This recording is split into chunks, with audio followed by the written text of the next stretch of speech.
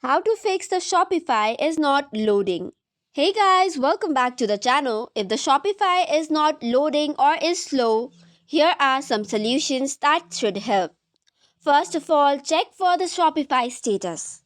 To do so, head over to any of your preferred browser, search for shopifystatus.com, and if there is an outage, it's a server side issue.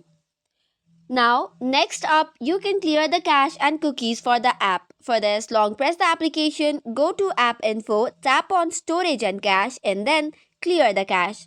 However, if it is a specific browser issue, you could clear the cache for the browser or opt for the incognito mode. If Shopify loads on another device, the issue might be browser related. Also, make sure to remove or disable any ad blockers or security extensions that can interfere with the Shopify.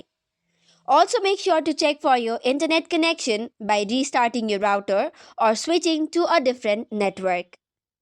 Sometimes outdated applications could also slow down Shopify, so head over to Play Store or App Store, search for Shopify and update the app. Do the same for the themes as well.